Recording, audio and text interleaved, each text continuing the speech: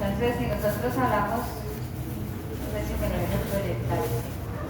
Micoplasma tiene unas proteínas de adhesión, vean. Acá hay unos numeritos, acá tenemos otras. ¿Para qué les sirven esas? No sé si estamos mirando aquí. ¿Para qué les sirven estas proteínas de adhesión? Estas de adherirse al epitelio mucociliar, ¿cierto? Se adhieren al epitelio mucociliar. ¿Qué hace el micoplasma? Abre canales iónicos. Abre canales iónicos. Entonces quiere decir que está hiperpolarizada la célula. Hiperpolarizada la célula, está muy ubicada. Está hiperpolarizada la célula. Entonces, cuando hace esa hiperpolarización, usted por su fisiología sabe que va a generar parálisis ciliar. Cuando usted le cambie la carga iónica a la membrana, pues va a ocasionar en este caso que esté hiperpolarizada, no haya despolarización y entonces entramos a un efecto de parálisis ciliar o el término que tenemos aquí que se llama ciloestasis.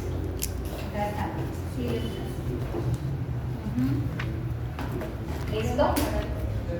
O parálisis ciliar. Si no se acuerda usted del término ciloestasis, pues hable para parálisis ciliar.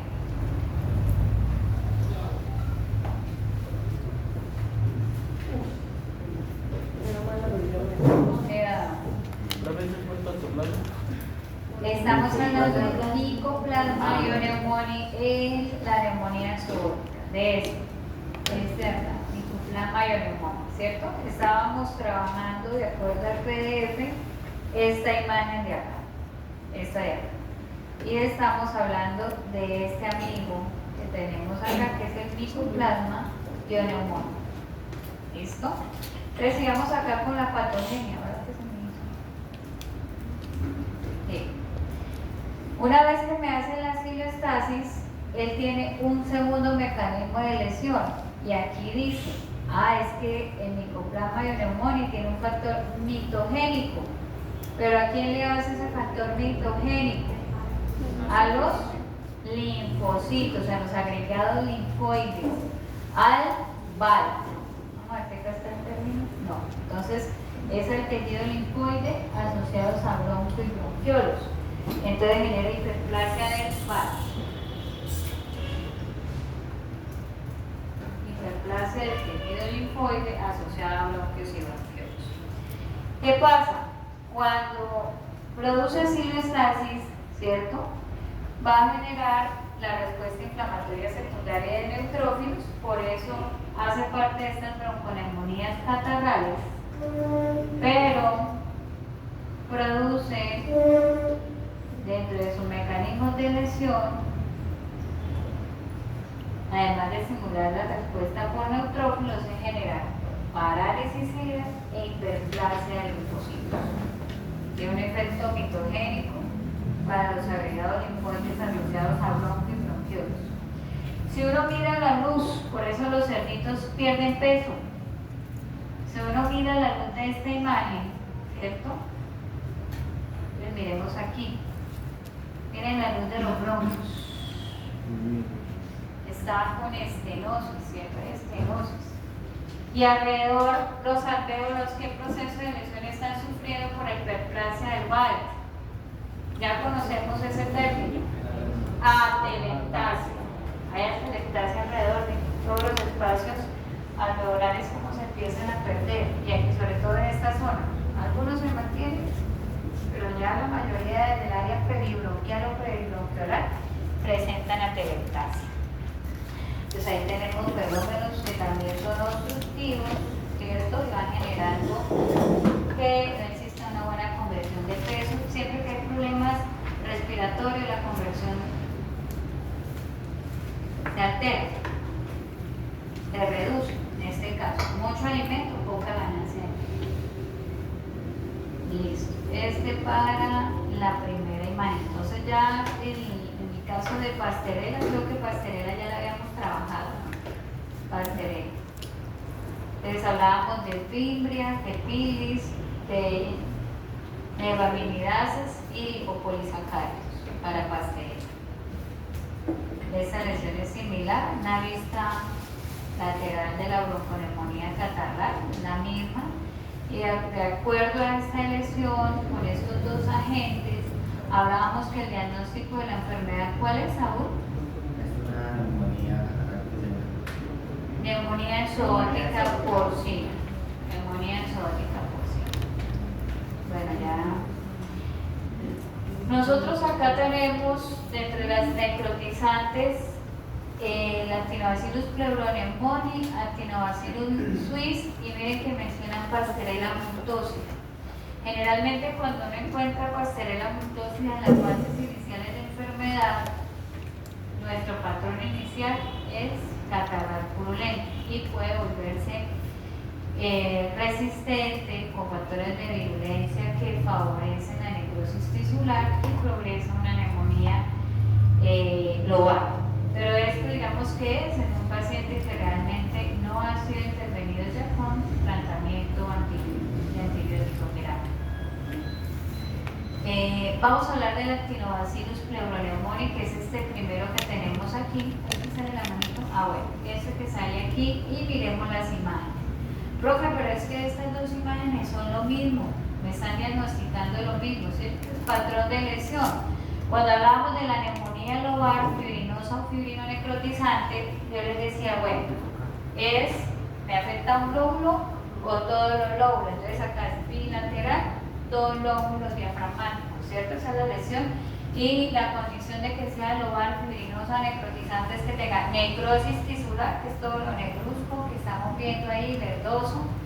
El área de pleuritis fibrinosa, que es característico de esta neumonía lobar, y la distribución lesional, que me afecta un lóbulo completo o de forma difusa, que es lo que estamos viendo en la siguiente imagen. Todo de manera completa, todos los lóbulos pulmonares. Y tenemos nuevamente el exudado fibrinoso, y la base de la lesión es una lesión necrotizante. Factores de virulencia del Actinobacillus pleuropneumoniae. Vamos a escuchar entonces a Daniel Bustos, que encontró de factores de virulencia de Actinobacillus pleuropneumoniae. ¿Qué encontraste? ¿Daniel no está? ¿Se fue otra vez? Ah, ok. Están abajo.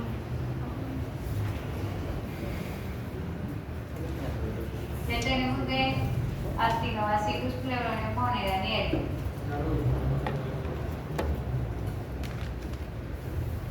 Listo. Entonces, si nosotros revisamos, ustedes encontraron una cápsula, ¿sí?, de proteína externa, unas endotoxinas bacterianas asociadas a la lipopolisacárido, que eso la tienen todas las bacterias gram negativas. Pero digamos que estos son importantes porque pues perpetúa la inflamación, puede hacer septicemia, pero realmente la que es importante en el tejido respiratorio es esta que se llama RTX o citotoxina, que tienen unos numeritos ahí en romanos, que su función es generar un estallido respiratorio, pero vamos a mirar cuál es el foco de lesión. Y bueno, estas citotoxinas del Actinobacillus pleuropneumoniae, ¿cuál es la célula o la célula blanco de lesión? Eritrocitos, ¿cierto? Macrófagos y neutrófilos. Ustedes son citotoxinas bacterianas, tienen esos nombres. APX, la función es una función muy similar a las proteasas, y lo que me hace es generar necrosis de los leucocitos. ¿En dónde decíamos que se ubicaba el proceso inflamatorio en una bronconeumonía lobar o fibrinonecrotizante? En la luz bronquiolar, ¿cierto? Y llega ya al límite de los alvéolos, bronquioalveolar. Por lo tanto, ese exudado inflamatorio me está haciendo un proceso obstructivo del árbol bronquial. Ahí es donde encontramos la lesión inflamatoria. Y como me hace lisis, tiene un efecto citopático, ¿cierto, Laura? Quiere decir que hace lisis celular, porque es una citotoxina, vean, citotoxina. ¿Qué pasa si se lisa el macrófago, si se lisa el neutrófilo y si se lisa el eritrocito? ¿Qué pasará dentro de la luz de ese árbol bronquial? Vamos a mirar la imagen. Mire cómo está ese pulmón por histopatología. Focos necrotizantes, que es característico de esta neumonía en lugares, y está en la luz de los espacios alveolares. Los septos alveolares tienden a acumular bastante fibrina. ¿Por qué se acumula fibrina? ¿Quién hace ese efecto de la fibrina? La vasculitis. Los lipopolisacáridos, recuerden que hacen permeabilidad vascular. La fibrina viene del lecho vascular. La lisis de esas células inflamatorias, de esos leucocitos, hacen el efecto necrotizante. Y podemos encontrar cuál es la ruta de ingreso del lactinobacillus pleuropneumoniae. ¿Qué encontraron? ¿Qué decíamos? Aerobio. Y todas estas manchitas que ustedes ven, todo este punteado basófilo que están viendo en estas áreas, corresponden a qué? Focos bacterianos. Ahí tenemos colonias bacterianas. ¿Y en dónde está? ¿Dónde decíamos que era la localización histológica? Luz bronquialveolar. ¿Eso? Ahí se encuentran en la luz del árbol bronquial. Pues colonizan, acá está colonizando ya es alvéolos, espacios alveolares. Por eso esta lesión es necrotizante y es fibrinoso. Necrotizante y fibrinoso. Listo. Vamos al PD. Actinobacillus, Actinobacillus suis. Es diferencial de APP o de Actinobacillus pleuropneumoniae, es diferencial.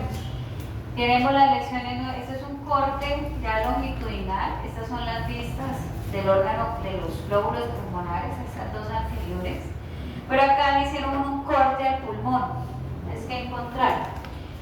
Generalmente estas neumonías lobares, además de que me están afectando los septos interlobulares, nosotros tenemos centro necrótico, límite de la necrosis con la respuesta inflamatoria perilesional, que es lo que estamos viendo en la imagen de la histopatología. Vean, eso mismo que estamos viendo acá. Voy a utilizar esta imagen, esa que estábamos trabajando acá, y exactamente lo mismo. Centro necrótico y lesión inflamatoria perilesional. Eso es característico de la neumonía lobares. Pero este amigo, entonces, Actinobacillus suis, ¿cierto? Este amigo es Actinobacillus suis. Las lesiones entonces se dan por citotoxinas bacterianas. Citotoxinas bacterianas. Este sí me lesiona directamente el tejido respiratorio, es decir, el epitelio bronquial y bronquiolar. Esas proteasas del Actinobacillus suis están dirigidas al epitelio respiratorio. Epitelio respiratorio. Es la única diferencia. Que las citotoxinas del Actinobacillus es célula blanco leucocitos. Luego en este mismo PDF venían neumonías intersticiales y ustedes tenían en el último punto del taller un listado que nos lo leyó Cristian en la última clase que tuvimos, donde interactuamos de manera aquí presencial. Y él nos hizo un listado de diferentes especies. ¿Sí o no, Cristian? Que tú nos leíste varias, exceptuando la última que tenías, que habías escrito Clamidia citasi. Y dijimos, bueno, esa es la única excepción porque esa es bacteria intracelular. Y entonces empezamos a mirar para los porcinos. Entonces tenemos PIRS, circovirus, y también Cristian nos los mencionó, coronavirus respiratorio, pseudorrabia, hablábamos de un ratovirus aquí. Y creo que no había citado otros tampoco en que también habíamos considerado estas mismas. O hay otro adicional que de pronto me esté pasando. Esas creo que también en particular. ¿Qué características entonces tienen estos agentes? Entonces hablamos de distribución lesional multifocal. Son partículas infecciosas que miden por debajo en promedio de 5 micras y tienen como blanco de lesión a afectar la pared alveolar, ¿cierto? De coronavirus respiratorio, este en particular, su tropismo de lesión, creo que nos faltó ortomixovirus. Ortomixovirus, el de influenza, que si no lo tenemos acá en este listado. Para todas las especies, el coronavirus debería ser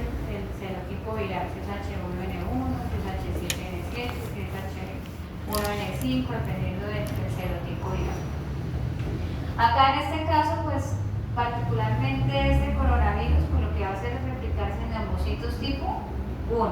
El efecto es un efecto de citólisis, un efecto citopático en esos neumocitos, por lo tanto va a desencadenar una respuesta mediada por linfocitos, ¿cierto? Por linfocitos, generalmente linfoplasmocitarios. Profe, ortomicovirus, coronavirus, ¿es lo mismo? No. Es que en este listado no están los ortomixovirus. ¿Qué aquí? Dije, faltó aquí ortomixovirus. Ahí faltó Sí, son, que me acuerdo de faltó ortomixovirus. Ay, acá. Pero estábamos hablando de coronavirus. Ahí retomé y dije, en los coronavirus, ¿sí? Es que si no, si me llega al cerebro les tengo que decir porque si no luego se me olvida. Y en este listado faltó ortomixovirus.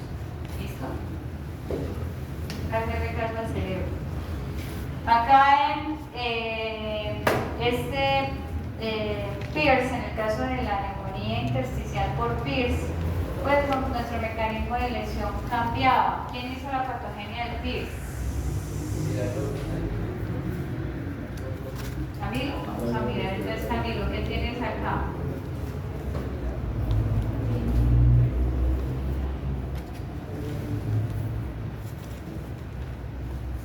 Listo, Camilo, ven.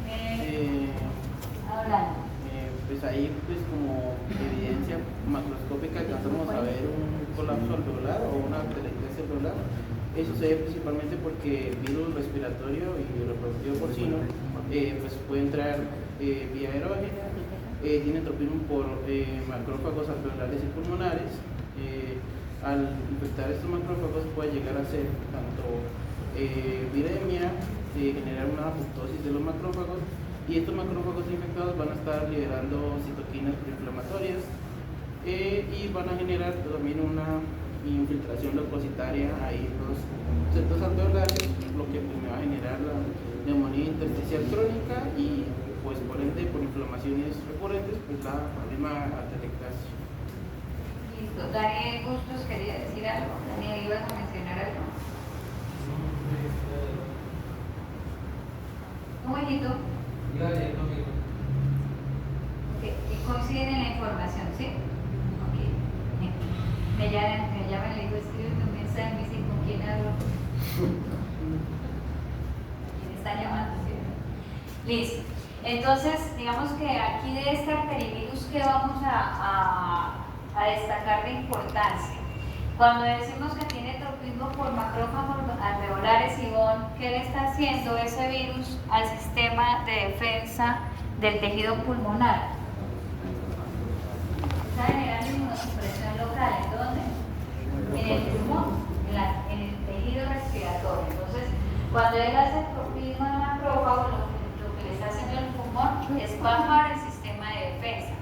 Entonces, al replicarse en macrófagos, abre o permite, ¿cierto?, que otros agentes infecciosos participen. Sin embargo, solito, al hacer lisis de macrófagos, media una respuesta inflamatoria por los linfocitos, y ahí es donde tenemos la liberación de las linfoquinas y la neumonía intersticial. Pero su tropismo no es el epitelio respiratorio, su tropismo es lesionar los macrófagos alveolares. Y al establecerse ahí en la vía respiratoria, lo que va a hacer es la inducción de la liberación de linfoquinas y generarme la inflamación intersticial en los septos alveolares con la neumonía intersticial. Pero su mecanismo de acción es inmunosuprimir e instaurar la respuesta inflamatoria intersticial mediada nuevamente por linfocitos. Es intersticial linfocitaria.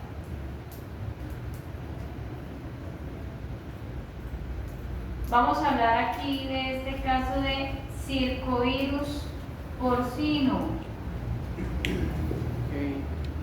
Del circovirus porcino tipo 2, y hablábamos que me produce presentaciones, dos presentaciones particulares. Hablábamos de la dermatitis y nefropatía porcina, ¿cierto? Y hablábamos del síndrome de Desmedro. Eran dos patologías particulares para el circovirus porcino tipo 2. Pero pues, no hay ganancia de peso en lechones lactantes. Ahora se me olvidó. Bueno, ¿cuál es el mecanismo de lesión de este circovirus? ¿Cuál es su capacidad lesional para producir esa inflamación en septos alveolares? Él se replica en linfocitos. Su sitio de lesión son los linfocitos, su célula blanca son los linfocitos. Aquí quiero que quede al revés, Camilo. Hace linfocitolisis, ¿cierto? Hace linfocitolisis. Y cuando me hace la necrosis de los linfocitos, me estimula una respuesta mediada por macrófagos. Cambia la respuesta inmunológica. Entonces me produce una neumonía intersticial. ¿Cuál habíamos dicho, Saúl? Si me estimula la respuesta por histiocitos, pues es histiocitaria, ¿cierto? Tú ya me habías preguntado eso hace 3 días. Exactamente a las 11:45 de la mañana, Saúl. ¿O no? Claro que sí, ya me lo habías preguntado. Bueno, y miren que nosotros podemos desencadenar con el caso del circovirus, tanto para el PIRS, pero hablando de circovirus porcino, él en su proceso de viremia puede estimular vasculitis. Por eso nosotros por allá teníamos un ejemplo en las glomerulonefritis intersticiales que circovirus porcino podía ser glomerulonefritis inmunomediadas con vasculitis. Por eso los porcinos en el síndrome, en esa respuesta en la enfermedad de dermatitis y nefropatía porcina, tenemos lesiones cutáneas por circovirus porcino tipo 2. ¿Cómo se ven esas lesiones cutáneas en los porcinos? Petequias en la piel, ¿cierto? Muchas petequias, sobre todo en tren posterior, en piel y el tren posterior. Asociadas aquí al que está mencionando el camino, a vasculitis. Pero está inmunomediada, es decir, tenemos formación de complejos inmunes asociados. Bueno, eso para circovirus porcino tipo 2. Vean, ¿sí o no? Miren, ahí está. Ahí estaba entrenando, glomerulonefritis inmunomediadas.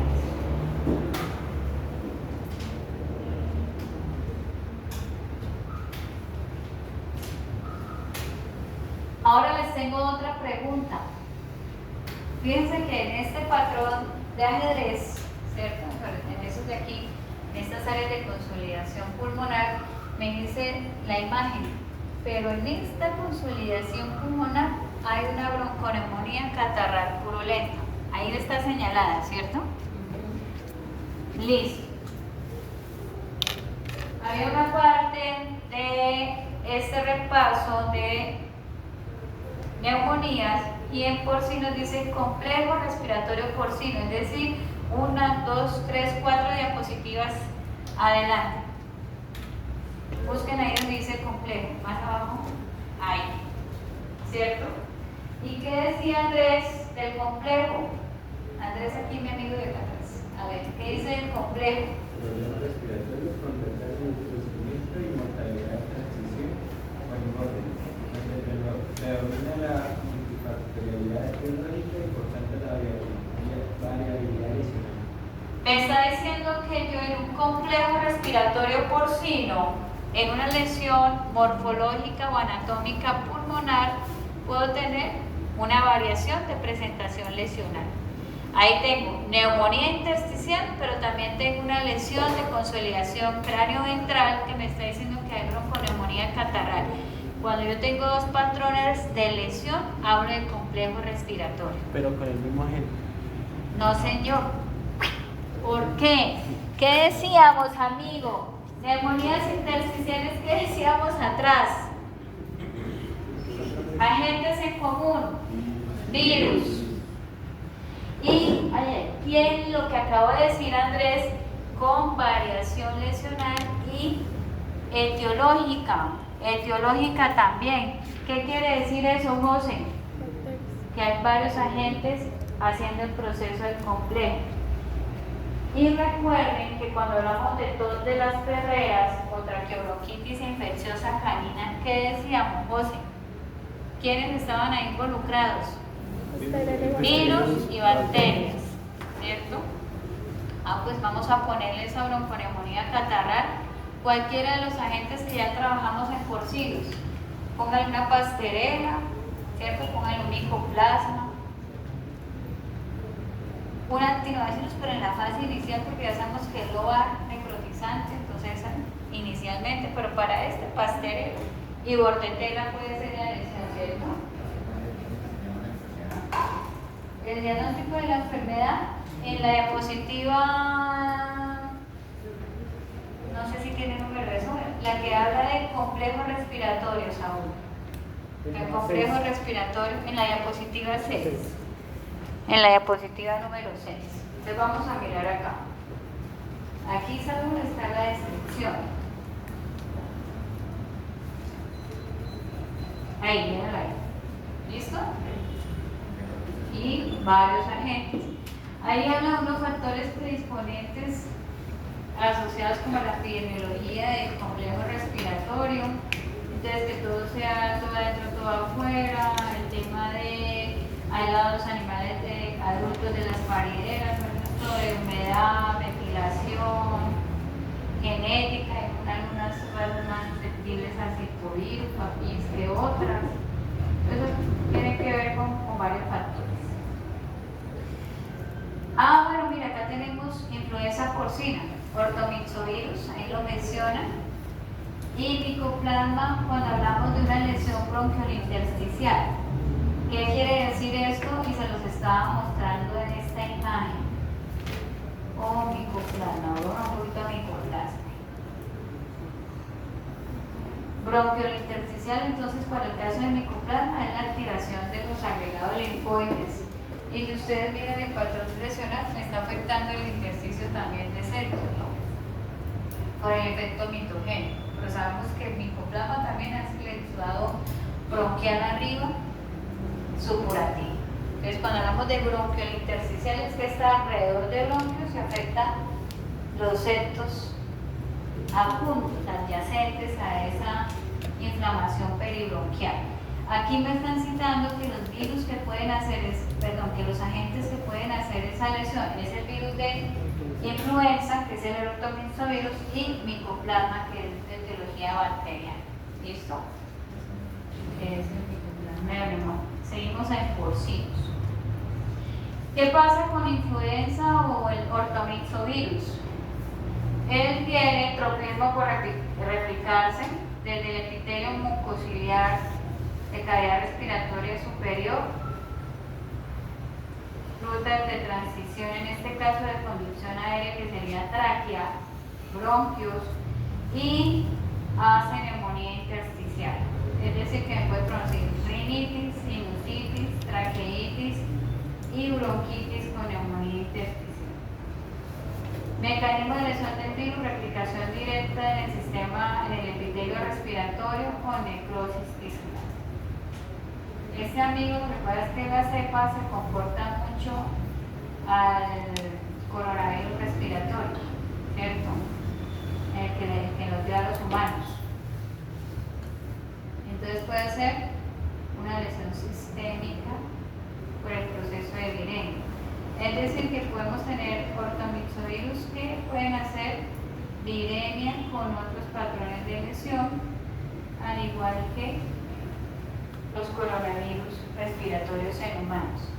Es decir, que puede llevar hasta muerte del paciente por complicaciones neurológicas, lesiones renales, no se queda solamente en vías respiratorias. ¿Listo? Igual como nuestro amigo de la pandemia. Bueno, y está asociado a las vasculitis sistémicas, pero eso tiene que ver con el serotipo viral, en el caso de... Y pues ustedes saben todas las implicaciones en el caso de influenza aviar, pero tenemos una vigilancia epidemiológica importante, sobre todo en áreas migratorias, porque desde la influenza en los sistemas de producción aviar se nos acaba la producción aviar. ¿Sí o no, María? Bueno, Bueno, el patrón de lesión. Aquí ya tenemos, si uno mira la lesión completa, pues ya tenemos algunos patrones que me está diciendo, no está solo esta lesión, acá hace parte de un complejo, pero de la imagen quería ejemplificarles las lesiones multifocales. ¿Listo? Pero ya con este patrón que estoy viendo aquí, cráneo ventral, hace parte del complejo. Si solo miro esta partecita de aquí, ya hablamos solo de neumonía intersticial. Este amigo ya tenía otra complicación respiratoria.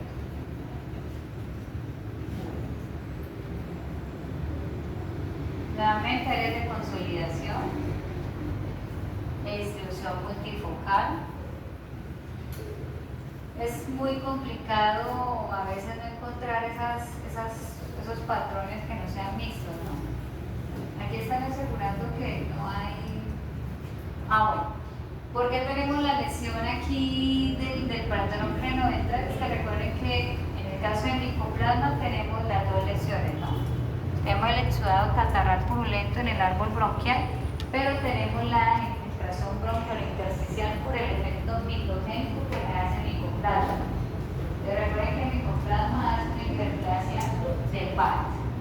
Por eso tenemos este patrón multifocal asociado.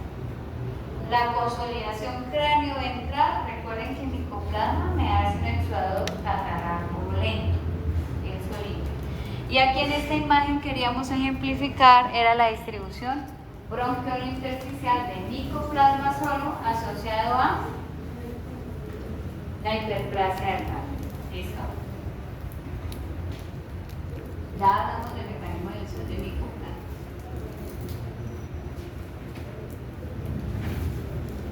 Bueno, el complejo aquí habla de la posible interacción o multifactorialidad etiológica.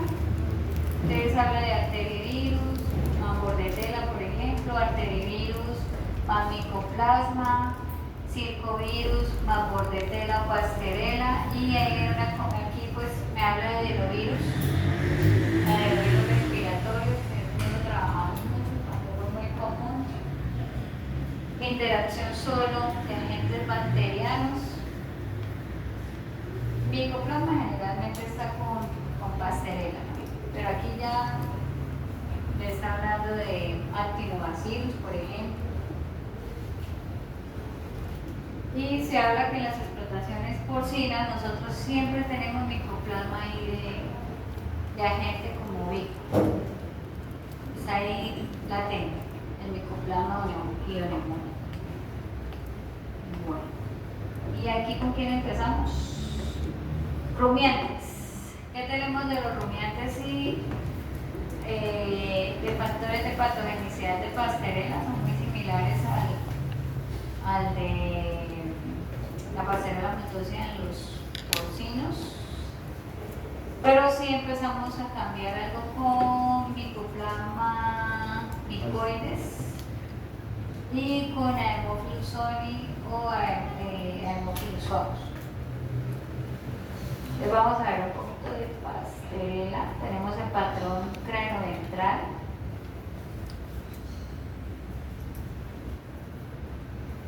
Sacarlo de los porcinos.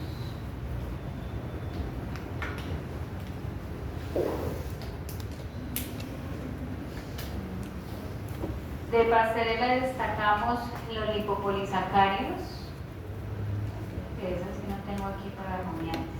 Vamos a destacar de pasterela lipopolisacáridos, la neuraminidasa también, la neuraminidasa y la proteína de membrana externa en pasterela. Vamos a mirar qué nos dice neuraminidasa. Vamos a mirar acá un par de otros compañeritos. Vamos a mirar el de Julián. Julián, ¿qué tenemos de pasterela multósida en rumiantes? ¿Qué encontraste, Julián? Neuraminidasas, lipopolisacáridos, que es lo común.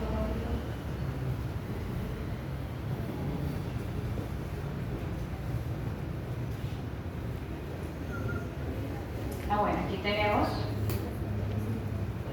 adhesivas, ahí podemos citar la neuraminidasa y los lipopolisacáridos, ¿no? Esa cápsula es la misma proteína de membrana externa que citamos porcinos. Los hierrófagos bases para poder hacer amplificación de las colonias bacterianas, ¿cierto? Mayor cantidad de colonias bacterianas. Y cuando decimos enzimas, ¿cuáles enzimas? ¿Estará asociada a las endotoxinas de los lipopolisacáridos o cuáles enzimas?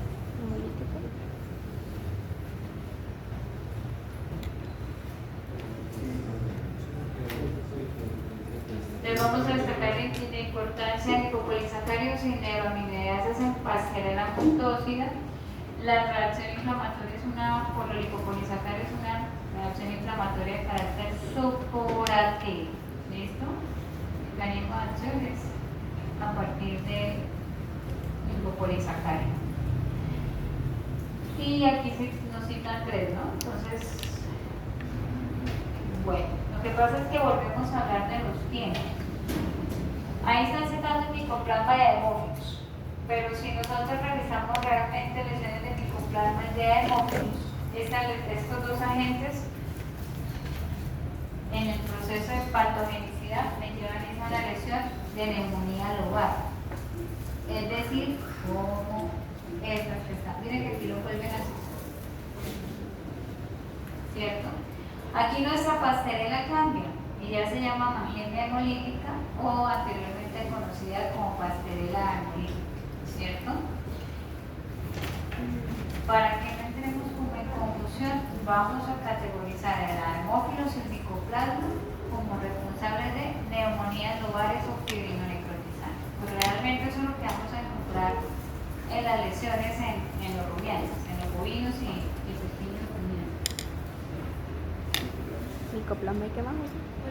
Hemófilos. Micoides, hemófilos y mangemia hemolítica. Esos 3 los vamos a dejar como neumonías lobares o fibrinonecróticas o necrotizantes. El mismo patrón lesional, pues ya sabemos, pasa en la lesión pulmonar, necrosis de lóbulos pulmonares y el exudado fibrinoso. Están pleuros y están septos interlobulares pulmonares. Ahí dice que eso es un pequeño rumiante, la lesión también la vamos a encontrar exactamente igual en bovinos, ¿cierto? Acá está el ejemplo.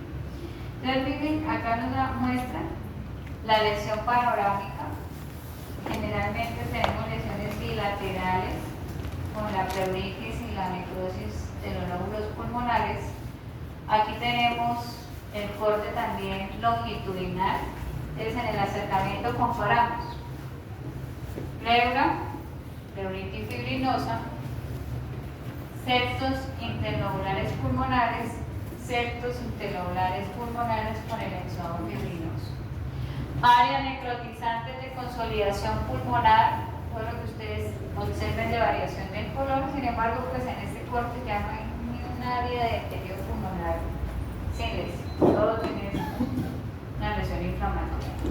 Cita ubicación de las lesiones, donde tenemos la ubicación del exudado inflamatorio, predominan neutrófilos también. Luz bronquiolar, ¿cierto? Luz de bronquiolos y bronquios. El micoplasma micoides varía la presentación lesional, sin embargo tenemos la pleuritis fibrinosa, tenemos una lesión difusa necrotizante. Pero esperen, primero nos retiramos un momentico acá con mangemia hemolítica. ¿Qué factores de patogenicidad tenemos de mangemia hemolítica? A ver qué tiene acá Julián. Factores de patogenicidad.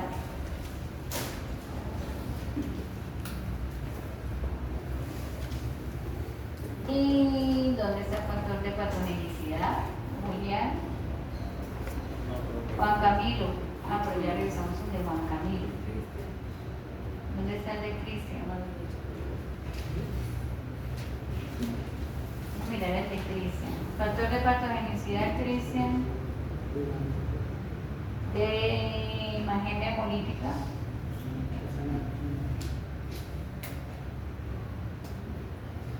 Listo. Entonces acá hablamos de una leucotoxina, ¿cierto? Una leucotoxina bacteriana. Entonces miremos aquí qué características tiene esa leucotoxina.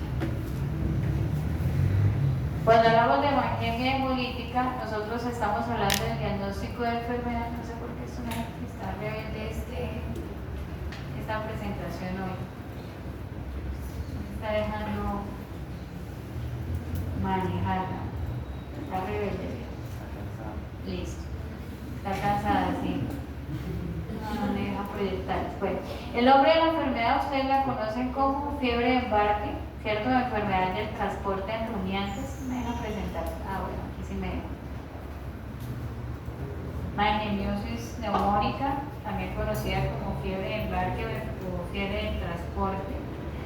Les menciona que generalmente los traslados de ganado en grandes distancias favorecen que la mangemia pueda colonizar lo que es el área de transición respiratoria, de conducción respiratoria, en este caso tráquea, bronquios y bronquiolos. Tenemos dos biotipos asociados, o sea, hablan del biotipo A y biotipo T, pero pues las características es que tienen la capacidad de fermentar la arabinosa o la trealosa, que ustedes lo vieron en su microbiología, son azúcares, entonces ahí están clasificados los biotipos. ¿En dónde es importante hablar de estos biotipos? En pequeños rumiantes como corderos, ¿cierto? Caprinos, ovinos. Estos amigos del biotipo de Pasteurella no producen la misma lesión que estamos hablando acá de neumonía lobar o necrotizante en los rumiantes, en los bovinos. Produce septicemia hemorrágica en los corderos. ¿Listo? Sobre todo cuando hablamos de los biotipos T, por ejemplo, le hacen corderitos septicemia sin la presentación de la neumonía. ¿Listo? O sea, progresiona con infección. No, hijito. En los ovinos, caprinos, ¿cierto? Los pequeños rumiantes, el biotipo T no me hace el patrón de neumonía lobar. Por ejemplo, hace una presentación septicémica hemorrágica por magenmia hemolítica, no presentación de neumonía. La regla, profe, es que la Pasteurella y la mangemia trabajan. Hijito, se llama magenmia o Pasteurella hemolítica. Antes se llamaba Pasteurella hemolítica, pero le colocaron el nombre de magenmia ahora. Es la misma bacteria. Sí. Ya ahora le llamamos Pasteurella hemolítica sin la magenmia. Bueno, yo iba a mostrarles lo otro que les está diciendo que estaba como rebelde aquí. Ya le va a quitar eso, no me deja así de... Bueno, miren que nuevamente tenemos acá de magenmia o otros factores de virulencia, entonces adhesinos o factores de adhesión. Nuevamente mencionamos igual que Pasteurella mutosa, la neuraminidasa, pero Cristian mencionaba entonces particularmente la leucotoxina asociada a magenmia hemolítica.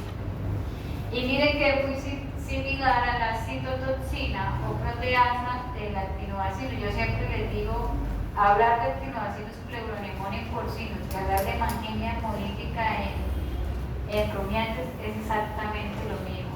Es el mismo mecanismo de acción. ¿Cuál es la célula blanca de la leucotoxina aquí? Pues ahí dice su nombre, ¿cierto? Leucocitos. Incluyamos ahí que también hace genera hemólisis. Y junto con los otros factores de virulencia, pues las proteasas, los lipopolisacáridos, facilitan quimiotaxis de neutrófilos, porque tenemos un predominio inflamatorio y lo vemos en la luz de alvéolos, en la luz de los alvéolos, gran cantidad de neutrófilos. En lo que hace la leucotoxina es producir necrosis de los leucocitos. Miren que allá no se diferencian bien los neutrófilos. Y podemos tener nuevamente colonias bacterianas más focos de necrosis tisular. Y aquí tenemos los leucocitos. Ahí ya no se ven, todos estos son biocitos. Ahí ya no tenemos en el caso puntual un neutrófilo diferenciado como si lo estábamos viendo en esta imagen, ¿cierto? Entonces hay quimiotaxis de neutrófilos, llega la leucotoxina y hacen la necrosis tisular de los neutrófilos. Por lo tanto, tampoco en el caso de hemangenia hemolítica su sitio de lesión o tropismo es el epitelio respiratorio, no es. Son los leucocitos que llegan por el proceso de quimiotaxis para atacar este agente. Entonces ahí tenemos factor de virulencia importante en hemangenia hemolítica. Micoplasma micoides, y tenemos el mismo patrón lesional. Acá se ve mejor el corte cuando hacemos la revisión si efectivamente es fibrinosa y es necrotizante. En el caso de micoplasma micoides tenemos que también tenemos micoplasma bovis como diferencial. Micoides y bovis hacen la misma lesión. Vamos a mirar acá patofilia.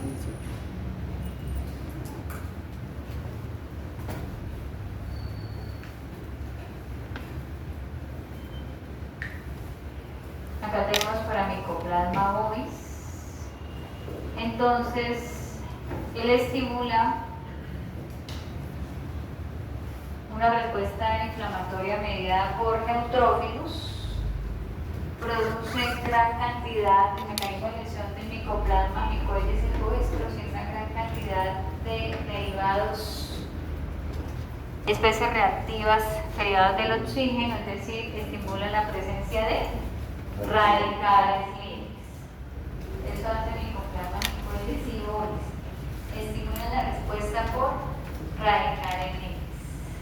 Y viene entonces con la quimiotaxis de neutrófilos generando la necrosis tisular.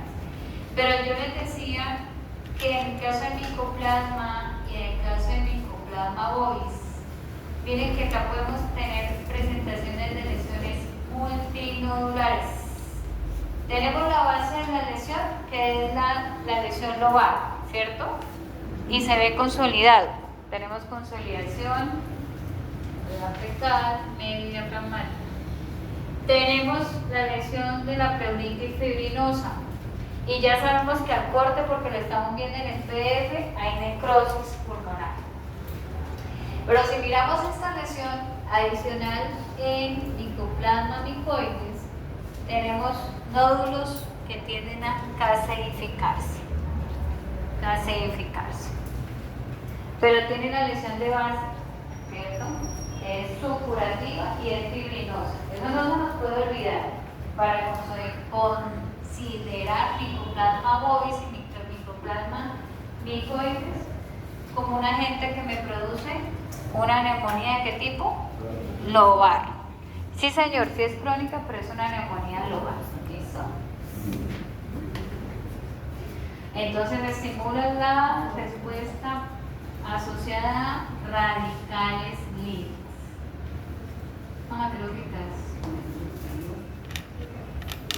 Aquí estamos viendo el corte histopatológico, necrosis también en el área central. Tenemos las áreas de necrosis solo y alino, asociadas también a esas áreas de necrosis con caseificación en el caso de micoplasma, y pues tiene el mismo efecto que el micoplasma y neumonía en los cerdos. ¿Qué hablábamos de la hiperplasia? Hiperplasia de Barth. Hiperplasia de Barth. Otro mecanismo de lesión. Tenemos segundo mecanismo de lesión. ¿Me recuerdas que era Barth? El tejido linfóide asociado a bronquios y bronquiolos. Igual que el micoplasma y neumonía, ¿cierto?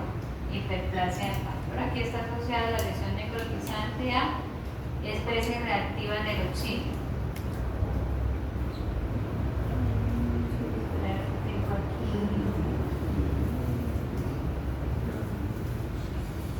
Acá tenemos, vamos a hablar del complejo respiratorio. No sé si en el PDF está el complejo respiratorio en rumiantes. ¿Lo tenemos o no? Estamos acá mencionando algo del complejo respiratorio. ¿Sí lo tenemos o no, muchachos? ¿Sí lo mencionan ahí en el PDF?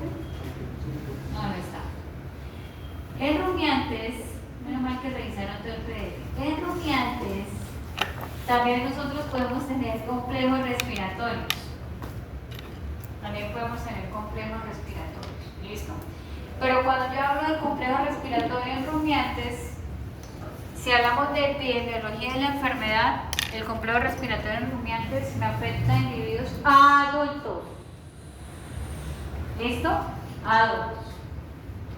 Y aquí, por ejemplo, tenemos una imagen y me está diciendo, mire, tiene micoplasma SPP, es decir, que puede ser bovis o micoides, pero además tiene una lesión con magemia hemolítica.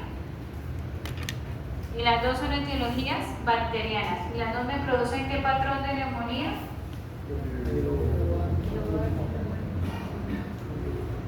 Lobar con fibromicrotizante.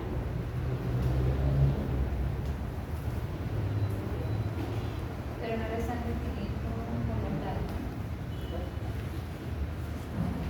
Aquí tenemos concomitancia de dos agentes que me están produciendo un patrón de bronconeumonía lobar, con micoplasma y con magemia. Lo mismo pasa si hablamos de un complejo respiratorio en bovinos con virus o bacterias, una pasterela más una parainfluenza, por ejemplo.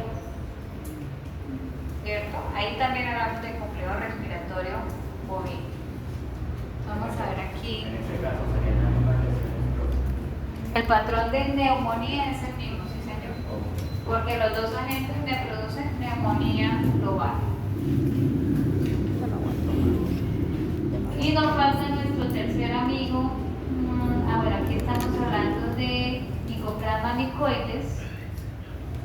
Dentro de la lesión adicional de micoplasma micoides, miremos aquí que en patogenicidad tenemos una lesión o un mecanismo de lesión adicional que es producir vasculitis y trombosis. Por lo tanto, las lesiones que vamos a encontrar en tejido respiratorio van a estar asociadas también a áreas de infarto pulmonar.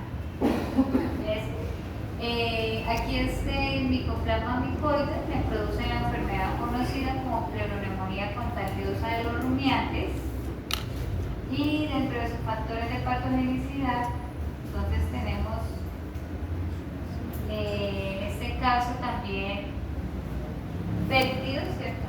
Péptidos que estimulan la respuesta vascular con trombosis y unas neumonías necrotizantes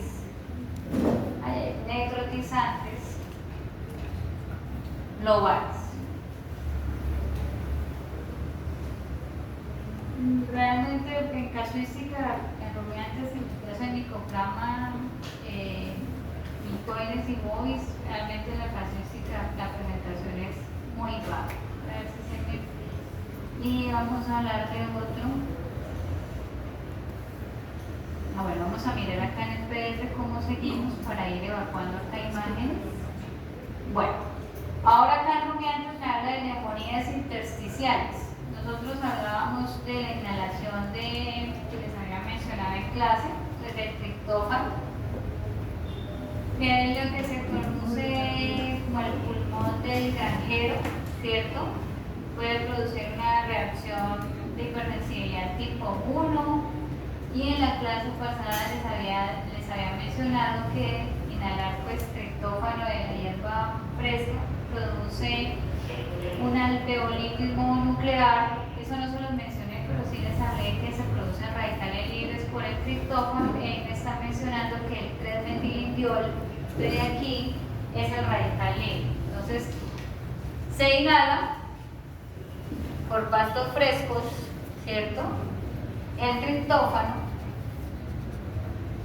y el metabolito es 3-metilindiol, es este que están mencionando aquí, y me produce una alveolitis o neumonía intersticial. El radical libre, que es este, ¿cierto? Pues me va a inflamar los neumocitos. ¿Listo? Inflama el neumocito, hace necrosis del neumocito. Perdón, inflama el neumocito, no, necrosis del neumocito, y la inflamación es intersticial. Entonces, ¿qué pasa con estas neumonías intersticiales? En este caso es una alveolitis por radicales libres. Tenemos hipersensibilidad tipo 1 también asociada o la etiología viral. Acá no me mencionan, para influenza, no. Acá me está hablando de los lentivirus. Lentivirus, yo les dije, Madeirina no está en nuestro país, pero sí el lentivirus para artritis encefalitis caprina. De este sí ya habíamos hablado. Entonces, ¿qué pasa con estas neumonías intersticiales en rumiantes? Vea, pueden ser tan sutiles, me toca aumentarles un poquito más. Porque a veces son tan sutiles que no las veo. Me perdió la imagen. Y vamos a ver algunos ejemplos. Ustedes decíamos patrón en ajedrez. Y las neumonías intersticiales pueden ser tan sutiles como estas manchitas púrpuras que ustedes están viendo acá. No sé si las alcancen a observar, ¿cierto? Muy sutiles como esas. En la siguiente, aquí me dice que esta neumonía es por lentivirus intersticial, ya hablamos del mecanismo de lesión. Nuevamente, y miren que aquí ya el patrón intersticial, aunque sean focos muy pequeños, la distribución es multifocal, ¿cierto? Bueno, les voy a mostrar una neumonía intersticial también en rumiantes. A ver si hay más. Aquí, por ejemplo, esta. Les pregunto, ¿ustedes ven un patrón de ajedrez en esta imagen? No. Pero la histopatología sí me está diciendo que es una neumonía intersticial. Entonces les toca empezar a afinar el ojito y mirar en donde tenemos áreas muy leves de atelectasia pulmonar. ¿Cierto? En algunos casos macro del semestre pasado veíamos algunos patrones que sugerían neumonía intersticial, pero cuando hacíamos la histopatología, oiga, solamente era con estos insectos alveolares. A veces la histopatología sí nos debe ayudar para confirmar si es neumonía intersticial o solo es un patrón de respuesta circulatoria.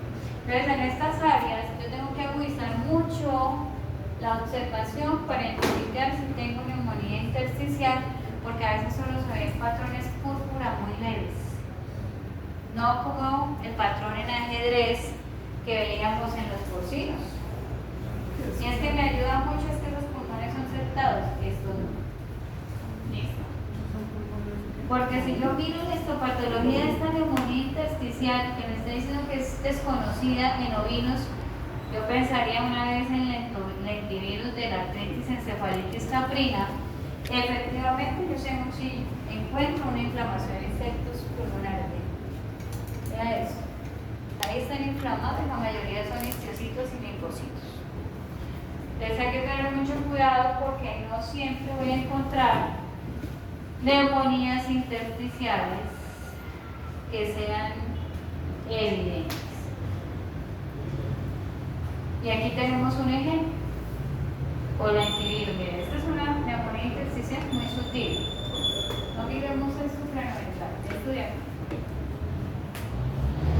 Ya la siguiente se me está diciendo la distribución multifocal de la neumonía. Eso es un acercamiento.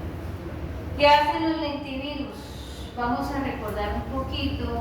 A ver, Juliana, si te acuerdas qué me hacen los lentivirus de la artritis encefalitis caprina en estas neumonías intersticiales.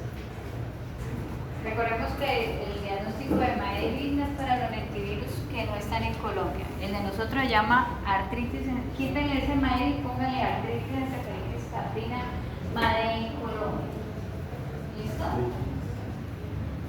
Factores de patogenicidad de los lentivirus de artritis encefalitis caprina. A la 1, a las 2, a las 3. ¿Qué es lo que me hacen los lentivirus de artritis encefalitis caprina? Aceleración en replicación y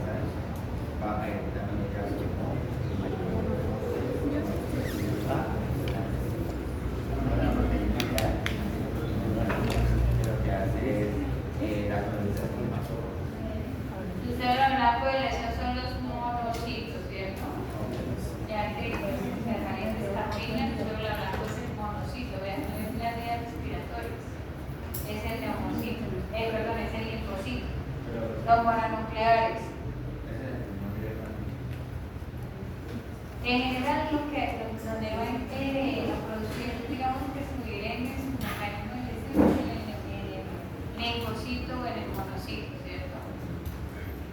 Se puede transmitir generalmente en corderos y en caprinos a través de la leche. Vea que ni siquiera es la ruta de oro, es a través de la leche. ¿Y cuáles son los dos mecanismos de lesión? Jessica, de este lentivirus de artritis encefalitis caprina. ¿Qué características etiológicas tiene el agente?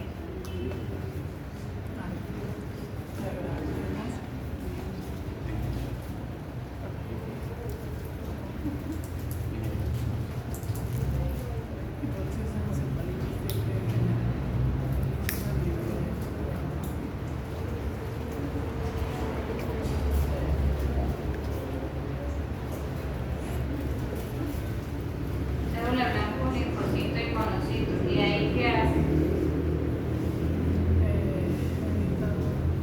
Hace mutación, ¿Necesita alguna enzima para replicarse, Daniela? ¿Alguna enzima para hacer replicación?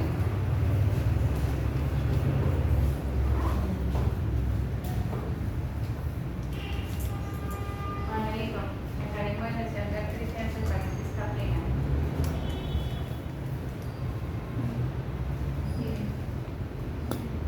Necesita transcriptasa reversa. Necesita una transcriptasa reversa para poder generar lesión tisular. Es un lentivirus. Los lentivirus necesitan transcriptasa reversa, ¿cierto? Con el virus como el virus de inmunodeficiencia, como el virus de deficiencia angelina, o de inmunodeficiencia humana, si hablamos en humanos. ¿Qué más hace? Uy, no, pero no consultamos. ¿Qué más hace? Vean, 2 días en el taller y no consultamos. ¿Qué otro mecanismo de acción tiene el virus de artritis encefalitis caprina? ¿Qué hace este lentivirus?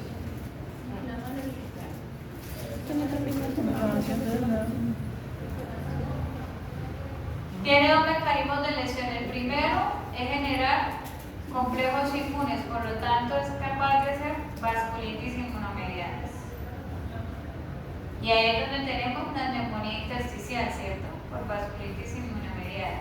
¿Y cuál es su otro mecanismo de acción? Articular.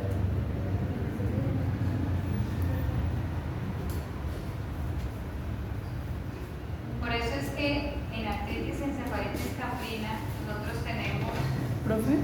encefalitis, meningitis, artritis y neumonía, porque él hace dentro de su mecanismo de acción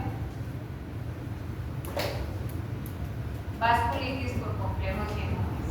Profe, acá también dice que hay un engrosamiento edematoso de la cápsula articular del carpo.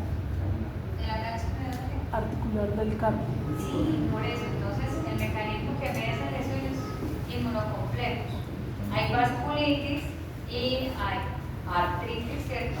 Por inflamación inmunomediada, encefalitis por las vasculitis inmunomediadas y las neumonías por las vasculitis inmunomediadas. Ese es el mecanismo de lesión, pero le falta uno. ¿Qué más hace este virus? Es un virus, ¿no? ¿Qué más hace este lentivirus? Amigos, este virus también hace hiperplasia agregado linfoides. Vea, hoy estamos con algo común, ¿no? Aunque micoplasma no es un virus, ¿no? Una bacteria. Pero este lentivirus también hace hiperplasia agregado linfoides. Entonces, vasculitis inmunomediadas, y no solamente explica por qué hay neumonía intersticial,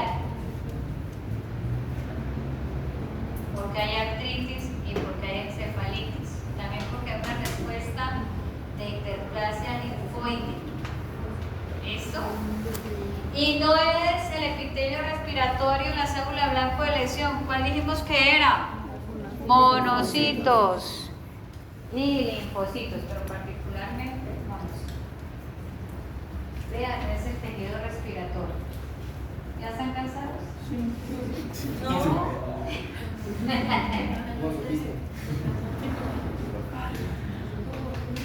Bueno, ya les había hablado del complejo y están como diciendo, bueno, la bronquiolitis intersticial es solo viral o también tenemos bacterias. Aquí me dicen que si hablamos de con el compromiso bacteriano sería complejo respiratorio.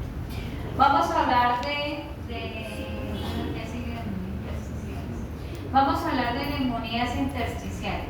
Miren que acá hablamos de virus respiratorio sincitial bovino para influenza 3 y IBR, ¿cierto? Cuando hablamos de complejo, tenemos estas virales o las bacterianas que mencionamos arriba. Luego resulta que si yo le pongo una edad, vamos a bajar en edad, y yo digo, bueno, con estos virus respiratorios más bacterias, el broto que tengo respiratorio es en terneros. Vamos a buscar acá un ternerito. ¿Dónde están los terneritos? Acá tengo el ternero. Si yo tengo una concomitancia de agentes infecciosos, es decir, hablando de complejo respiratorio en rumiantes, pero la población afectada son individuos juveniles, ¿cierto? Terneros, yo hablo de neumonía zoótica de los terneros. Y les dije, ojo, porque el complejo respiratorio en rumiantes, la edad adulta. Neumonía zoótica de los terneros es la misma interacción multifactorial etiológica, pero la población tiene algo característico que son jóvenes y me afecta un rebaño o un lote de estos individuos que tienen en común que son todos juveniles, ¿cierto? Y hablamos de neumonía zoótica de los terneros.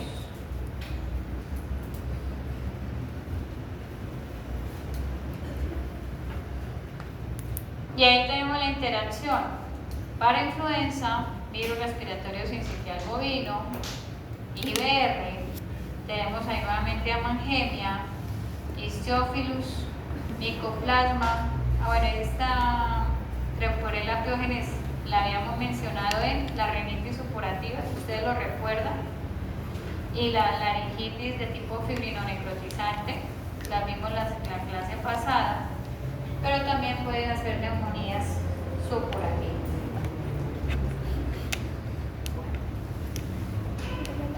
Este uroplasma me produce cistitis en rumiantes. Ahí mencionan que también puede generar neumonías supurativas. Bueno, entonces vamos a mirar los virus, porque no hemos visto los virus. Calma, ya vamos a terminar. Bueno, para influenza y virus respiratorio sincitial bovino, los vamos a consolidar en uno solo. Entonces, para influenza y virus respiratorio me producen neumonías intersticiales. Claro, ¿cierto? Ahí está claro. A ver, Julián, el tropismo de estos virus respiratorios, ¿cuál será? Si estamos hablando de neumonías intersticiales, en lo general que mencionábamos, neumocitos tipo 1, ¿cierto? Neumocitos tipo, esto sí, a diferencia por ejemplo de ese retrovirus, no es el monocito ni el linfocito, este sí es neumocitos. Listo. Por eso yo les dije, hagan la consulta y hagan el PDF porque es para que no se cansen y es para no aburrirlos. Vamos con el PI, les digamos PI3. Para mixovirus, tropismo neumocito tipo 1, y es un virus que hace lisis de ese es el mecanismo de lisis de neumocito tipo 1. Linfoquinas inflamatorias y viene la neumonía intersticial. ¿Listo? Ahora, virus respiratorio sincitial bovino. Neumovirus, tropismo por replicarse en neumocitos tipo 1, efecto citopático con linfoquinas y neumonía intersticial. Estos virus en particular tienen unas proteínas virales, una proteína F viral, y lo que hace es, además de la neumonía intersticial, esos dos virus tienen en común lo siguiente. Aquí necesito un pleno poquito porque quiero que miren, y por eso el nombre de virus respiratorio sincitial bovino. Yo les había dicho que parvovirus, ¿cierto?, producía células en sincitio en las criptas intestinales. Vean, estos, en el caso de este neumovirus, que produce células en sincitio en el espacio alveolar. La inflamación es en el septo, ¿cierto? Pero me producen células sincitiales que tiene una proteína viral F, que lo que hace es, cuando se replica en el neumocito, genera necrosis, el neumocito se escama a la luz y la proteína F hace que se unan. Haya adherencia epitelial, en este caso el neumocito tipo 1, por la proteína viral y me producen células en sincitio. Y eso es característico de estos virus que me producen en rumiantes y neumonías intersticiales. ¿Listo? Ahora, si nosotros miramos esta imagen para los virus que estábamos mencionando para influenza 3 y virus respiratorio sincitial bovino, entonces produce bronquiolitis necrotizante, la neumonía intersticial, y aquí se identifica el antígeno viral. Todo lo que está café intenso me dice, venga, acá hay neumovirus, acá hay paramyxovirus. ¿Listo? Entonces estos dos en particular me producen neumonías intersticiales. Y seguimos por acá. De IBR, bueno, eso sí ya lo sabemos. ¿Qué me hace IBR? ¿Cuál es el agente infeccioso?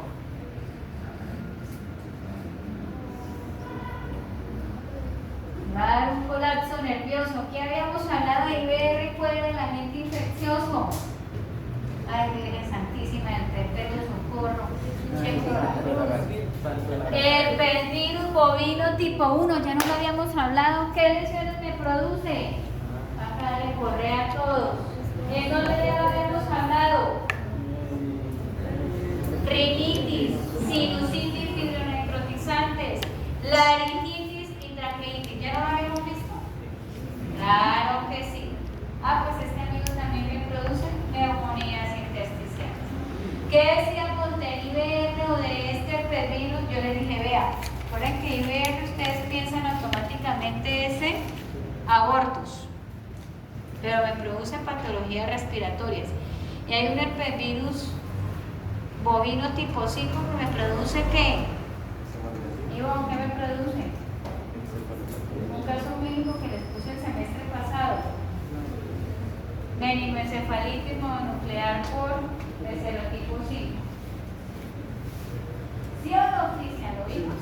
Bueno, pero ese es el serotipo 5. Este tipo 1 me puede hacer neumonías intersticiales, y ya sabemos que estos herpesvirus tienen tropismo por 1, si tiene afinidad por neumocitos, pero él tiende a replicarse ¿en dónde? En general los herpesvirus en endotelio vascular. No se les olvide, los herpesvirus tienen afinidad por replicarse en endotelio vascular. Por eso las lesiones de este tipo de herpesvirus generalmente se acompañan con hemorragias. Por eso es que tenemos el exudado fibrinoso y arsenisis también de neumocitos y del epitelio donde se esté replicando. Entonces, si hablamos del epitelio, mucosividad de vías respiratorias, de las coanas, de las mucosas nasales, de la laringe, de la tráquea, pues ahí tenemos la inflamación. El tropismo de inflamación es epitelial, pero también hace una replicación viral endotelial. No se les olvide que se replica en endotelio, pero respiratorio. Y si hablamos de neumonía intersticial por herpes virus bovino, pues el neumocito también se lisa por la replicación viral. Neumocito tipo 1 es el que me recubre los alveolos. ¿Listo?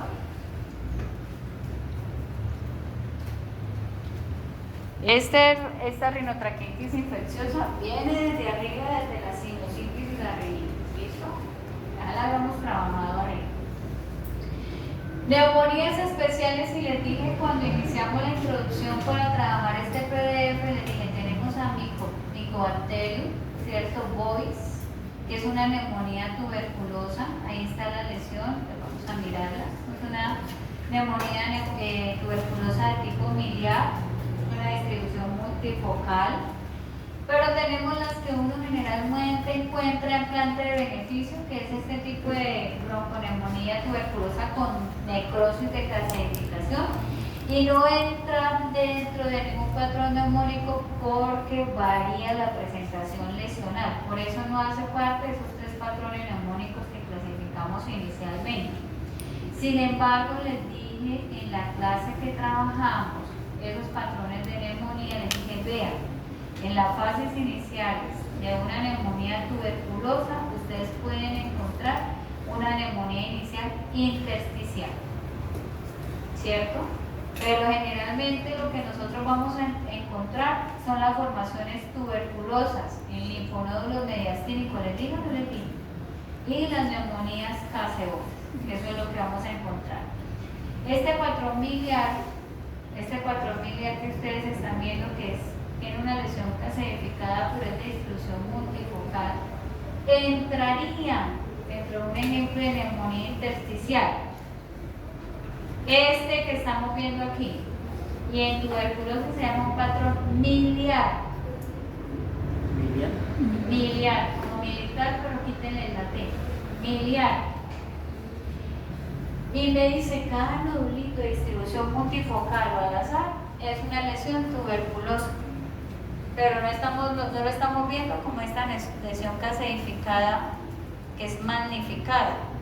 Aquí es al azar, está, pues la lesión es menos severa que todas las tuberculosis que estamos viendo. Profe, ¿y esa lesión en tiempo tendría más o menos? Todas son crónicas. Lo que pasa es que si hablamos de esta lesión ya tiene más de 4 años. Si hablamos de esta lesión puede tener un periodo de 2 a 3 años. Este patrón es un patrón de neumonía intersticial con granulomas, ¿cierto? Pero el tiempo es más corto. Miren que estas lesiones son lesiones que confluyen. Esta lesión también es una lesión que confluye, es decir, se coacciona la lesión, las lesiones se juntan. Pero miren inicialmente qué patrón me está mostrando la imagen de la gráfica. Como el patrón miliar, ¿cierto? De distribución multifocal. Pero ya sabemos que estas neumonías, en el caso de la tuberculosis, es una neumonía especial. No la podemos clasificar dentro de ninguna de las 3. Porque el patrón lesional va cambiando por el tiempo y el grado de lesión traumática produce. Esto es simplemente para decirles que la tuberculosis, como lo vimos en las pleuritis tuberculosas, ¿cierto? Que está afectando pleura, cavidad torácica, hígado, endometrio, ovarios, riñón, es decir, que puede volverse una lesión sistémica, ¿cierto? No, sistémica. Y recordar que los nódulos tuberculosos, además de estos centros de necrosis de calcificación, se acompañan con la respuesta de tipo granulomatoso. Factores de patogenicidad del Mycobacterium. Tiene un ácido micólico, aquí lo está, ya lo he mencionado, evade la fagocitosis y le da una respuesta de hipersensibilidad tipo 4. Mecanismo de lesión del Mycobacterium, en este caso Mycobacterium bovis, es evadir la respuesta inmune. ¿A través de quién? Del ácido micólico. ¿Qué hacen? Con el tiempo se sigue estimulando la fagocitosis, pero la respuesta que se va a establecer es una hipersensibilidad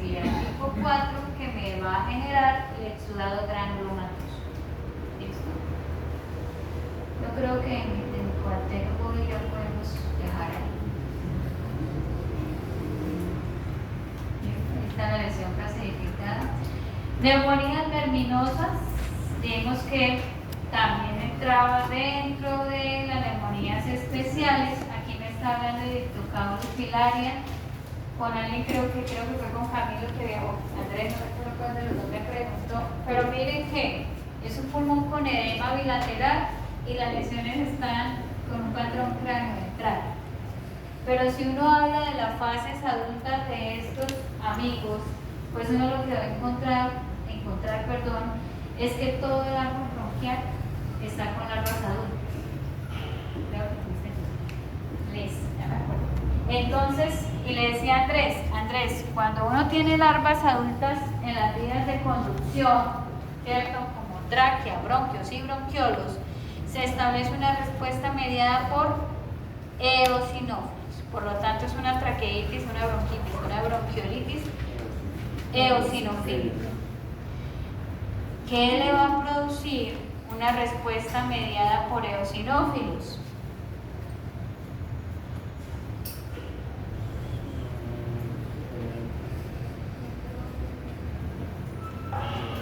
Puede ser lo único que nosotros conocemos como un asma, ¿cierto?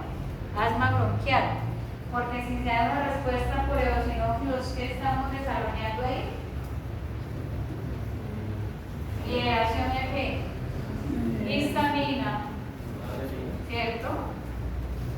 Edemas, hemorragias secundarias, llegan los mastocitos y ahí sí se nos complica la cosa. Es una traqueitis, bronquitis y bronquiolitis eosinofílica que puede generar en el paciente un asma bronquial. Pero nada más acá le decimos a la que les da las batas, ay, es que la bata tiene asma. No habla de neumonía verminosa o un proceso de bronconeumonía verminosa, pero ya sabemos que es una bronquiolitis, una traqueitis, una bronquitis eosinofílica. ¿Y que me va a desencadenar qué tipo de hipersensibilidad? 1. Hipersensibilidad tipo 1. ¿Y por qué se puede morir este rumiante por esta neumonía verminosa? Por anafilaxia, ¿cierto? Por la liberación masiva de histamina. Hay choque, el choque del animal. ¿Te acuerdas ahorita de la consulta para el lunes?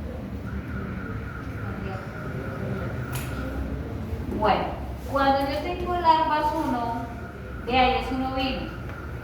Y ahorita decíamos neumonía intersticial. Madre, en Colombia, ¿quién me produce esta lesión? Si no es el Jerez Molleris capilaris. Los retrovirus o lentivirus de la artritis encefalitis caprina. ¿Sí lo vimos una lesión ahorita parecida a esta? Sí, cierto. Pero acá me está diciendo, vean, en este caso en particular encontramos larvas 1 de Molleris capilaris. ¿Listo? Ojo, yo puedo tener una neumonía verminosa, pero si tengo larvas 1, ¿cierto? Me producen un patrón de neumonía intersticial. Y esto yo lo puedo confundir con una etiología viral en pequeños rumiantes como un lentivirus de la artritis encefalitis caprina. ¿Cómo lo diagnostico? Histopatología. ¿Qué voy a encontrar en cada área de telectasia que estoy viendo ahí? Las larvas, el nemático. Voy a encontrar el gusano redondo en la histopatología. Bueno, ¿qué diagnóstico le damos a esta lesión que también ya la trabajamos? Antes de que me ponga a rezar con ustedes también. Dentro de las primeras lesiones que trabajamos generales, yo sé que Camilo me va a decir la respuesta. ¿Ah? Dilatación bronquial, resultado de un proceso obstructivo. Y parece un racimo de uva de la lesión, ¿cierto? ¿Cómo lo diagnosticamos? ¿Cómo se llama esa lesión en particular? Bronquiectasia. Bronquiectasia. Es una bronquiectasia. Esa es la lesión. Y me dice que es una neumonía también verminosa. Les pregunto, El echinococo granuloso es normal que esté en tejido pulmonar. Él normalmente está en el cerebro. ¿Qué hace en el tejido respiratorio? Pero que habla de migraciones aberrantes o atípicas de ciertos patrones, ¿cierto? Parasitarios. Él no debería estar en tejido pulmonar. Y lo mismo pasa con la duela hepática o la fasciola hepática. ¿Dónde debemos encontrar la lesión por duela o fasciola hepática? Conductos biliares, parénquima hepático y conductos biliares. Y creo que la siguiente imagen que vemos, Andrés, ¿cuál es la siguiente imagen que tenemos en el diagnóstico? Y acidosis, no, la tercera. Migración por fasciola hepática. Y me hace bronquiectasia también. Entonces, estos son neumonías verminosas donde predominan lesiones de bronquiectasia. El echinococo, ese no es un fasciola hepática, tampoco. Entonces hablamos de neumonías verminosas, pero en este caso son aberrantes, son atípicas. No debería estar también en tejido pulmonar. La siguiente imagen creo que es un corte de la bronquiectasis, si no está mal, quiste parasitario. Creo que ya el echinococcus, ¿cómo logra llegar al pulmón? Hematógeno. Todas son migraciones por vía sanguínea. Entonces acá tenemos cortes, la bronquiectasis, la formación quística alrededor del echinococcus y lo mismo para fasciola hepática, ¿no? No son. Pero me devuelvo acá un momentico. Dicteocarus vivíparos.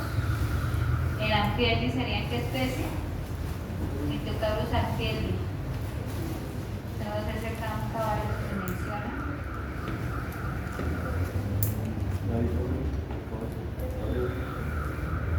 ¿Está el Anfieldi?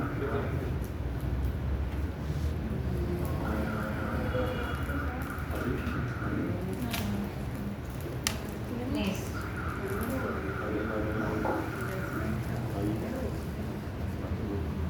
No, Anfieldi sería en equinos, ¿no? Para neumonías verminosas. Listo, neumonías en equinos. Aquí nosotros destacamos neumonías intersticiales por herpesvirus también, H7N7, el virus de ortomixovirus equino sería para este caso, y arteritis equina. Entonces, estos tres agentes etiológicos, exceptuando la arteritis viral equina, hace vasculitis. Influencia, ya sabemos que hace entropía, reputación primaria en epitelio respiratorio y neumocitos. Y herpesvirus equino, que es el de la rinoneumonitis equina, endotelio y epitelio respiratorio, particularmente neumocitos tipo 1. Agentes de la bronconeumonía supurativa, mira, aquí tenemos rodococo, estreptococo, Echerichia y Klebsiella, que Manuel nos lo leyó la clase pasada, ¿sí o no, Manuel? Rodococcus tiene dos tropimos y les dije, ojo, porque este amigo de Rodococcus nos puede producir bronconeumonías catarrales purulentas, pero también nos puede producir en tejido respiratorio en equinos granulomas, piogranulomas.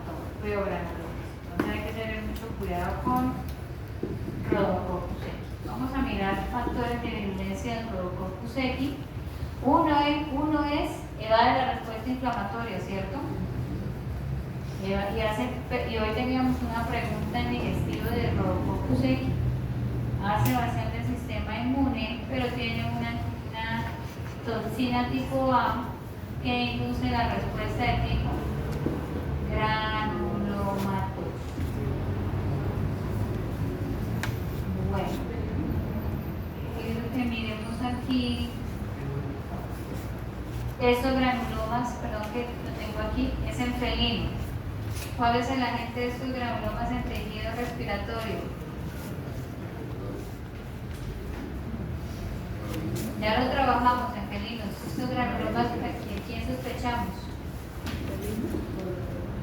Coronavirus, ¿que me produce qué enfermedad? infección. Vasculitis por complejos inmunes en hipersensibilidad tipo 4, que es la responsable de estos granulomas. Vámonos para Rhodococcus equi. Entonces hablamos de factores de virulencia, tiene entonces toxina tipo A, yo les hablaba del BAC-A, ya les había mencionado ese factor de virulencia, y evade la respuesta de la fagocitosis porque inhibe unión del fagolisosoma. Entonces, persistencia en el proceso de respuesta, y vamos a tener lesiones cranoventrales que inicialmente son de tipo supurativo con la formación de piogranulomas. Si ustedes en la imagen del PDF tienen bien identificadas los piogranulomas por Rhodococcus. Este es un diferencial de estas neumonías piogranulomatosas. Hablábamos del Mycobacterium bovis, no es muy común, pero mencionábamos que podía afectar a otras especies. Ustedes lo tomaron como diferencial para el caso de peritonitis infecciosa felina, ¿cierto? Pero decíamos, bueno, la incidencia es muy baja. Acá tenemos un ejemplo de Mycobacterium bovis en equinos, pero realmente las presentaciones es muy baja. Y otra cosa por aquí que no se me vaya a pasar, Rhodococcus equi. Entonces, retrasa la fagocitosis, disminuye la unión del fagolisosoma y tiene una factor de virulencia asociado a una toxina tipo A que hace que se genere la lesión inflamatoria. En caninos y felinos, realmente en lo que es equinos y felinos en este PDF neumonías no hay muchas, sin embargo aquí les ejemplifico. Nuevamente hablamos de bacterias, los mencionamos también en el complejo respiratorio, donde las perreras. Aquí en esta imagen entonces tenemos el patrón craniovental consolidado, esta área rojiza, asociado a bordetela. Recordemos que diferencial tenemos Pasteurella, ya sabemos los factores de virulencias aún de bordetela, es común para las especies, excepto si hablamos acá de la oxitoxina, que no vendría al caso, ¿cierto? Porque es tejido respiratorio. Hablamos de la pasteurella. De la toxina dermonecrotizana para Pasteurella. Acá estamos hablando de bordetela. ¿Listo? Entonces yo tengo entendido que la broncotonía en un 99% será por bacterias. La catarra supurativa purulenta. Por lo tanto me deja desconcertado que el echinococcus haga eso. Es echinococcus. Sí. Hijito, por eso mencionamos que el echinococcus no es común, ni la fasciola, que son aberrantes o atípicas. Cuando uno habla de atípico es que no es frecuente. Estos son excepciones para las neumonías verminosas. El más común es el Diptocaulus, el Muelleria, el Osleri, ¿cierto? Los filaroides respiratorios que por ahí vimos atípica, no es común. Y lo que está respiratorio en caninos. Si uno habla de estrepto, de Escherichia y Klebsiella, en común ellos tienen fimbrias de adherencia y endotoxinas bacterianas responsables del exudado supurativo. ¿Listo? Tienen en común eso. Klebsiella pneumoniae es de las que más se aísla, ¿cierto? Sobre todo en equinos. En caninos, más frecuente estrepto estafilo, en aves más frecuente E. coli. E. coli en las aves se aísla de cualquier sitio, ¿listo? Pero no así en el sopado traqueal y una isla E. coli. Usar E. coli lo saluda a uno en todas partes en aves. Y las neumonías intersticiales, yo creo que aquí ya lo trabajamos con dos de las perreras. Hablamos de un patrón multifocal de lesión, áreas de consolidación multifocal para un patrón en ajedrez por morbillivirus canino. Ya sabemos el mecanismo de lesión del morbillivirus, ¿cierto? Él es pantrópico, se replica en cualquier célula, incluyendo los neumocitos. De herpesvirus canino, recuerden, al igual que en felinos, sí tiene replicación en epitelio respiratorio, sobre todo superior, pero en las lesiones en pulmón, replicación endotelial. ¿Listo? Que es más hemorrágica la lesión, es una lesión sistémica hemorrágica. Bueno, no sé qué otra cosa, la media ya hablamos, el felino, yo creo que esas ya las trabajamos todas. Coronavirus, calicivirus, respiratorio. Cuando empezó este tema de el coronavirus respiratorio, pues ahí empezaron a hablar del tema del virus SARS, de pandemia, entonces SARS-2, sí, entonces pues ahí. Y recordemos que todas las rinitis que trabajamos, ¿cierto? Que eran de tipo granulomatoso, les decía esos agentes micóticos bajan al tejido respiratorio si el animal tiene una condición de inmunosupresión. Aspergillus, Blastomyces, Cryptococcus, ¿cierto? Coccidioides, ellos bajan. Esos agentes micóticos llegan al tejido respiratorio si hay una ventana de inmunosupresión. Bueno, aquí había, yo les mostré las neumonías embólicas, las de pelo, las de fragmento de tejido hepático, nervioso, y aquí me nombran una que es la neumonía por embolia lipídica, de fragmentos de tejido adiposo. Esas no estaban dentro de las 4 que les mostré en las imágenes. Aquí en felinos es muy común, de pronto en rumiantes podemos encontrar. Creo que ese fragmento lipídico, ¿dónde se desprende? Puede ser una fractura de hueso largo, lo más común, y pasa en humanos. Una complicación en politraumatismo en humanos que me da un infarto pulmonar por embolismo lipídico. Y recordemos que en el caso de los felinos, las embolias también son idiopáticas. Y tenía otra cosa por decirles de esta imagen. Bueno, hoy nosotros trabajamos. Ay, no, esa creo que no se la puso en la evaluación. Les puso fue la endocarditis urémica. Pero ya sabemos por qué se producen las neumonías urémicas, por la misma explicación que ustedes hablaron de la endocarditis urémica o calcificación endocárdica, asociada a hiperparatiroidismo tipo 2. Ahí está. Igual. ¿Listo? Entonces, ahí tenemos neumonías urémicas que nosotros las trabajamos en renal. ¿Sí recuerdan la lesión de renal? En la neumonía urémica, por ahí está. Miremosla a ver aquí dónde es que está. Puede salir, ¿no? Aquí la tenemos. La neumonía urémica es intersticial con focos de mineralización en la pared alveolar. ¿Sí me sale el cursor? Ahí, aquí en esto poquito, asociadas al hiperparatiroidismo tipo 2. Vamos a ver de por acá de pronto qué podemos aprovechar de estas imágenes. Bueno, y para finalizar, creo que ya como que traté de ejemplificarles todas las lecciones aquí. Espero que no se me haya pasado algo importante y relevante. Aquí tenemos un ejemplo de morbillivirus.